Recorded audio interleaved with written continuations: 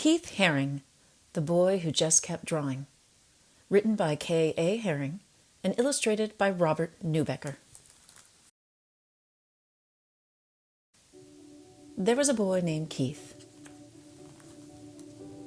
When he was little, his father taught him how to draw dogs and fish and funny things.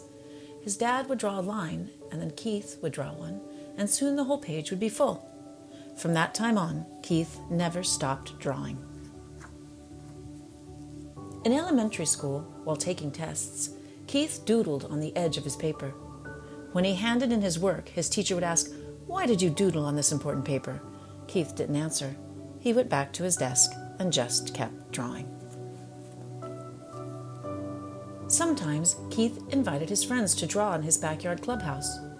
Keith made symbols and said each one represented a letter of the alphabet. His friends asked, "Why do you use symbols to write?" Keith drew more symbols. It was his way of answering their question. He encouraged his friends to join him. As a teenager, Keith liked to draw in his bedroom with his music playing loud. He would draw on every piece of paper he could find. His mother had to yell over the music, "Why can't you turn that music down and go outside to ride your bike?" But Keith had sold his bike to buy art supplies, so he answered, "Look at the cool drawings I did." And he just kept drawing. When Keith was in high school, he won first prize for his art. A successful couple from town offered to buy his drawing.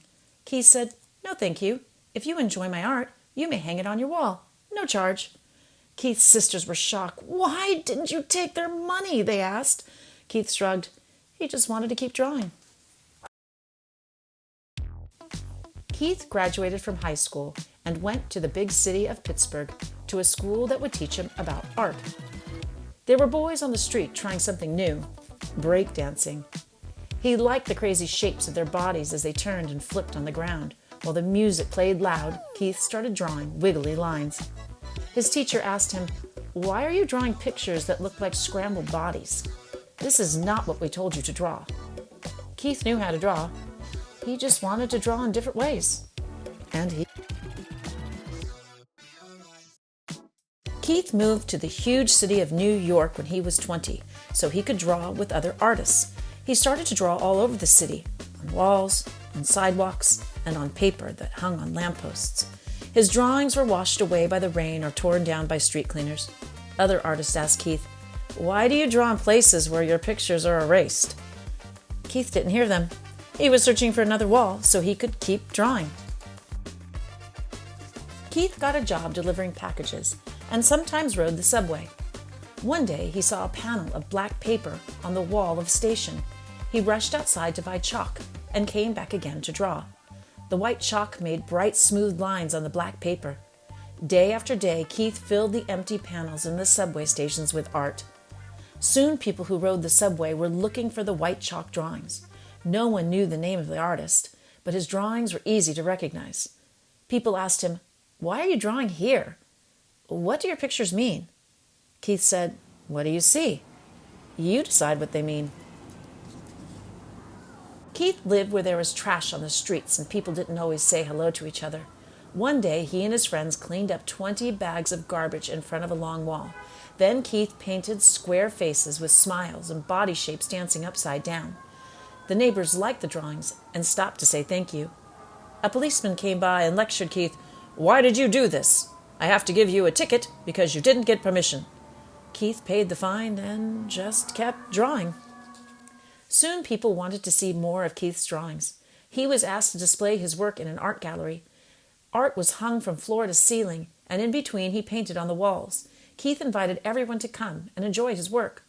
All of Keith's artwork sold. The gallery owner asked him, "What are you going to do with all this money?" Keith said, "I read in the newspaper that there are kids who don't have enough to eat. I didn't have this money yesterday and I was happy, so if I don't have it tomorrow, I'll still be happy. All children need to eat. I'll send the money to them." The gallery owner gasped, "Why?" Keith just smiled and started to draw again. Now people were inviting Keith to draw in famous museums and exhibit in galleries all over the world. He was proud that he had become a successful artist. But wherever he went, Keith insisted he paint a mural so everyone could enjoy his work, not just the people who had money to buy it. During a visit to Paris, France, Keith painted on the outside of a children's hospital 6 stories high. Newspaper reporters came to take pictures and asked, "Why did you paint at the hospital? Do you think it will make the sick children feel better?"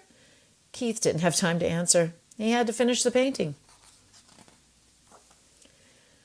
When the Statue of Liberty was 100 years old, Keith drew an outline of the famous statue on a huge piece of vinyl fabric, and then he asked 900 kids to help him finish the drawing.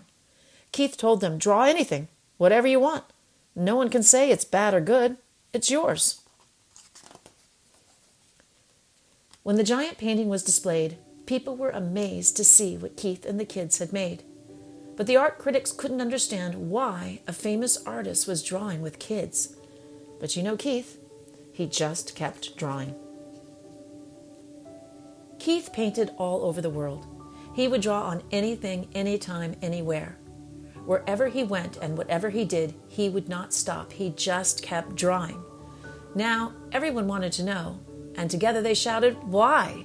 Why do you draw all the time? Why do you give your artwork away?